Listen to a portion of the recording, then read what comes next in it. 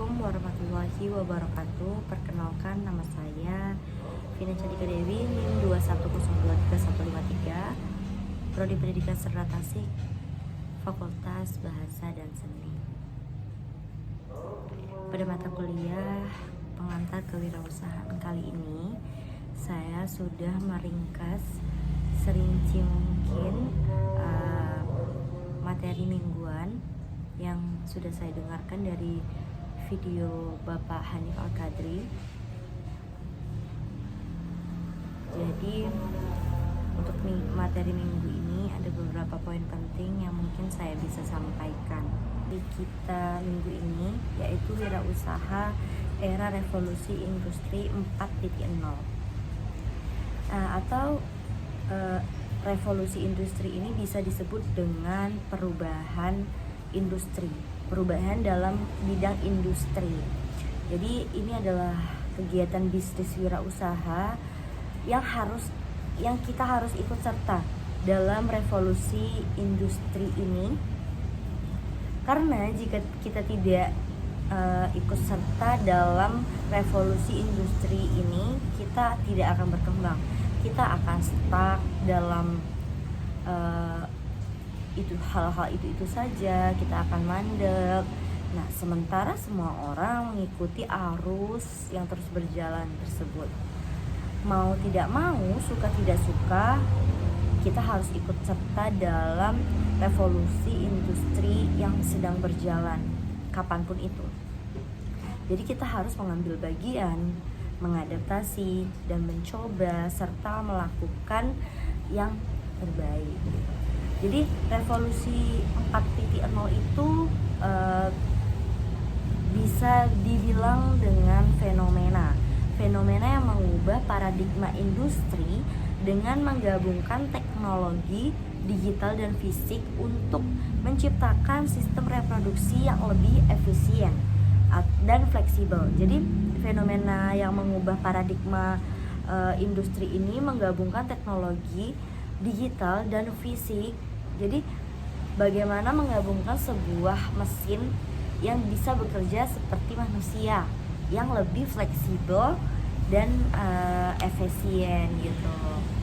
Nah, tapi ada tantangan industri yang menuntut perubahan itu ada, dan juga ini sebagai langkah penting memanfaatkan dan mengoptimalkan momentum revolusi 4.0 untuk meneruskan industri gitu. Jadi ada juga beberapa hal yang ingin saya bahas, yang saya sudah cari di internet. Yang pertama, revolusi industri juga merupakan hasil karya para penemu dan pengusaha. Para penemu menciptakan ide dan mesin untuk proses produksi, tetapi pengusaha mensponsori para penemu, memanfaatkan penemu secara efektif dan memanfaatkan potensi penuh dalam penemuan tersebut. Jadi mereka saling menguntungkan.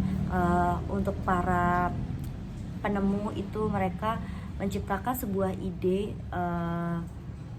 mesin untuk melakukan proses reproduksi, untuk mempermudah proses reproduksi. Kemudian para pengusaha itu mensponsori mereka untuk memanfaatkan penemuan tersebut supaya efektif gitu.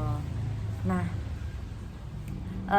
peran kewirausahaan pada masa kini itu makin penting akibat dinamika perkembangan ekonomi yang terjadi pada saat ini, khususnya berkaitan dengan pentingnya pertumbuhan ekonomi dan pengembangan bisnis untuk meningkatkan daya beli masyarakat dan kemakmuran. Dan yang kedua itu kemampuan pemerintah untuk mencapai kepuasan memberikan layanan publik. Nah, di sini juga saya meringkas tentang banyaknya kita yang masih memakai industri revolusi 1.0, 2.0, 3.0. Tidak jarang menggunakan 4.0, tapi masih banyak sekali, sekitar mungkin di atas 50% masih menggunakan revolusi tersebut.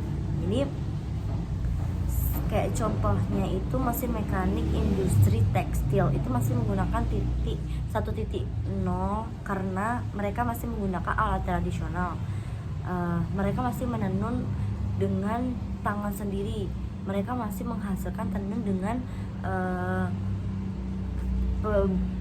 buatan manusia. Sedangkan 4.0 itu sudah menggunakan mesin. Nah, itu kita tidak membahas di dalam segi kualitas. Kita membahas tentang segi kewirausahaan dan reproduksi yang diproduksi oleh perusahaan tersebut. Misalkan kita mempunyai sebuah perusahaan tekstil dan kita tidak menggunakan revolusi 4.0, kita akan ketinggalan jauh karena kita masih menggunakan manusia untuk sebagai alat tradisional dalam menjalankan bisnis tersebut. Dan itu mungkin bisa jadi sebuah tenunan itu 1 dalam 10 hari. Sedangkan jika kita menggunakan mesin, kita akan menghasilkan 10 dalam 1 jam. Itu sangat jauh, pesat, ketinggalan jauh jika kita tidak menggunakan mesin atau revolusi 4.0 dalam perusahaan kita. Seperti itu. Nah, kalau dalam bidang pertanian itu contohnya membajak sawah. Nah, jika kita masih menggunakan revolusi 1.0, kita akan ketinggalan jauh seperti kita menggunakan 4.0 karena kita misalnya dalam 1.0 itu kita masih menggunakan baja, sedangkan kita 4.0 kita sudah menggunakan mesin baja. Kita membaja dengan kerbau gitu kalau 1.0. Tetapi kalau kita sudah menggunakan revolusi 4.0, kita sudah menggunakan mesin baja. Jadi itu sangat berbeda. Jika kita menggunakan mesin baja itu pasti lebih cepat, efisien dan praktis. Tapi jika kita menggunakan kerbau justru lebih ribet, sulit, lama. Jadi untuk dalam hal kewirausahaan, dalam reproduksi itu sangat sulit ya kalau kita masih menggunakan revolusi dalam bentuk 1.0, 2.0, 3.0. Mungkin kita harus memajukan kewirausahaan kita, wirausaha kita dalam revolusi yang lebih maju lagi gitu. Nah, kalau 2.0 itu contohnya mungkin koran seperti itu ya, koran kabar lama gitu. Sedangkan pada masa kini kita sudah menggunakan email, kita sudah menggunakan internet, kita sudah menggunakan handphone kita, laptop kita, tablet kita untuk menggunakan berita-berita, untuk melihat berita-berita terkini dalam hitungan sekian detik. Sedangkan kita jika menggunakan koran kabar lama seperti itu, kita harus menunggu sepekan, 2 pekan untuk mendengarkan berita tersebut, membaca berita tersebut. Jadi sangat tertinggal jauh jika kita masih menggunakan revolusi 2.0 gitu. Nah, pada transformasi ekonomi ini itu adalah sebagai kunci kemajuan di bidang ekonomi.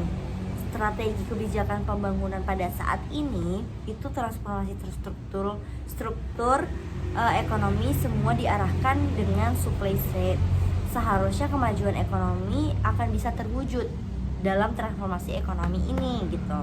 Jadi 4 supply side ini sebagai berikut, seperti reformasi, kedua pembangunan infrastruktur, yang ketiga yang sangat penting itu peningkatan SDM dan bantuan sosial. Ini juga harus diimbangi dengan demand side ya teman-teman. Jadi memang dalam kewirausahaan pada saat ini yang memang saat ini pesat dalam bidang industri, pada era revolusi industri 4.0 ini kita sebagai wirausaha harus mengembangkan bisnis kita, mengikuti arus yang sedang berkembang, mengikuti zaman yang sedang berkembang. Kita tidak bisa ketinggalan zaman, kita tidak bisa ketinggalan jauh, karena itu akan berpengaruh dalam perusahaan yang sedang kita jalani pada saat ini gitu. Jadi kita memang harus mengikuti alur yang sudah ada. Nah, mungkin hanya itu yang bisa saya sampaikan pada materi kali ini. Salah dan kata itu saya minta maaf sebesar-besarnya. Wassalamualaikum warahmatullahi wabarakatuh.